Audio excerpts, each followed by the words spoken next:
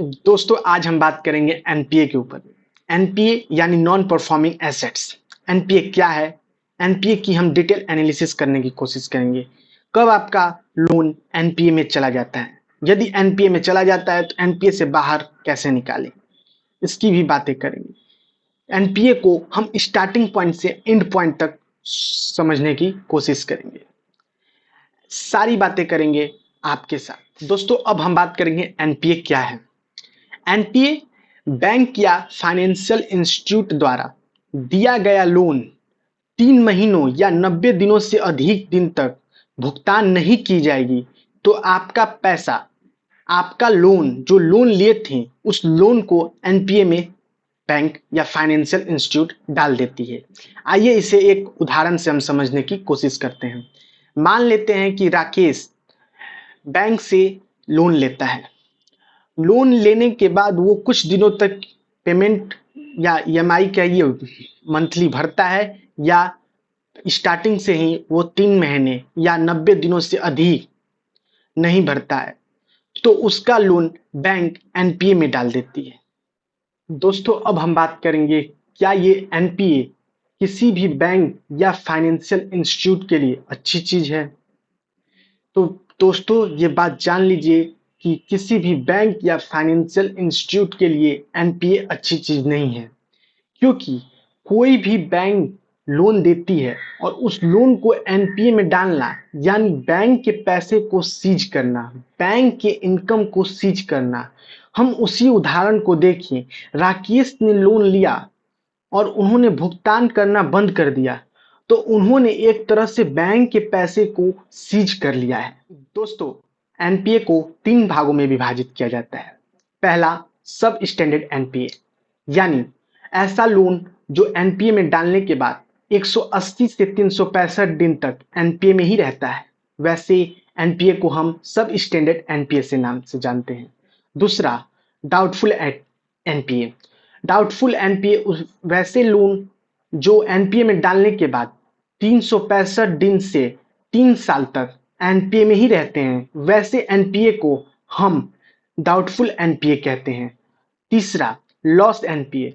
Lost NPA हम उसे कहते हैं ऐसे लोन जो एनपीए में डालने के बाद 3 साल से अधिक समयों तक एनपीए में ही रहते हैं, वैसे एनपीए को हम लॉस्ट एनपीए कहते हैं। दोस्तों बैंक एनपीए को रिकवरी करने के लिए बहुत सारे स्टेप उठाती है, जिसमें से पहला है इंफॉर्मेशन नोटिस, दूसरा है डिमांड नोटिस, तीसरा है कस्टमर विजिट, चौथा है वन टाइम सेटलमेंट, पांचवा है लोक अदालत, छठा है डीआरटी डेबिट रिकवरी ट्रिब्यूनल और सातवां है सफासी एक्ट 2002। आइए हम जानने की कोशिश करते हैं एक एक पॉइंट को स्टार्टिंग से। पहले हम जानने की कोशिश करते हैं इंफॉर्मेशन नोटिस। लोन लेने के बाद भुगतान तारीख से 60 दिनों तक हम भुगतान नहीं करते हैं तो हमारे यहाँ बैंक या फाइनेंशियल इंस्टीट्यूट के द्वारा इंफॉर्मेशन नोटिस भेजा जाता है। ये एक स्टेप है बैंक और फाइनेंशियल इंस्टीट्यूट। दूसरे पॉइंट पे बात करते हैं डिमांड नोटिस। जब आप लोन लेने के बाद भुगतान तारीख से 90 दिनों तक भुगतान नहीं करते हैं तो बैंक और फाइनेंशियल इंस्टीट्यूट के द्वारा आपके यहाँ डिमांड नोटिस भेजा जाता है। कस्टमर विजिट को हम एक उदाहरण से समझने की कोशिश करते हैं। राकेश के पास इंफॉर्मेशन नोटिस आया जब भुगतान तारीख से 60 दिनों तक पेमेंट नहीं किया। अब फिर उसके पास डिमांड नोटिस आया जब उन्होंने 90 दिनों तक भुगतान नहीं किया। अब कस्टमर विजिट यानी बैंक का एम्प्लॉय आएगा राकेश से भेंट करने और उनकी समस्याओं पे बात करेगा, क्यों आप बैंक के लोन को नहीं पेमेंट कर पा रहे हैं, और उसके बाद बैंक डेट देगा कि इतने तारीख से आप फिर से लोन देना यानी फिर से ईएमआई भरना स्टार्ट कीजिए। वन टाइम सेटलमेंट में बैंक ने कस्टमर विजिट भी कर लिया। कस्टमर विजिट करने के बाद तब पर भी राकेश में कोई बदलाव नहीं दिखा, राकेश ने कोई भी पेमेंट करना शुरू नहीं किया। अब बैंक वन टाइम सेटलमेंट पे आती है, कहती है कि इतना पैसा है, इतने पैसा दीजिए और आप वो एक बार में कंप्लीट पेमेंट कर दीजिए। यदि राकेश मान जाता है तो ठीक है, नहीं तो उसके बाद उसके केस को लोक अदालत में भेजा जाता है।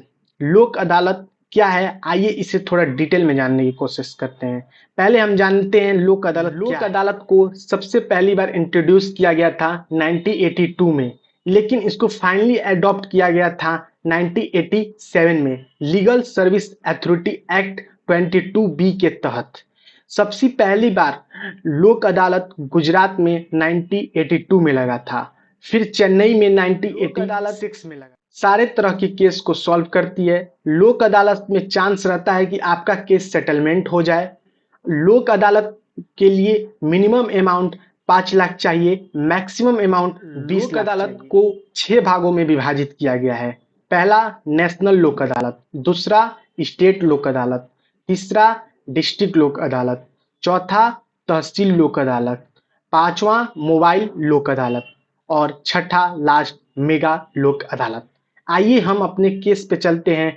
जब बैंक लोक अदालत में आपका केस भेजेगी तो क्या होगा। जब आपका केस लोक अदालत में पहुंचता है तो वहां पर बैंक पहुंचता है, यानी बैंक के कोई एम्प्लॉय पहुंचते हैं और आप पहुंचते हैं। आप दोनों के बीच में लोक अदालत सेटलमेंट करवाने की कोशिश करता है।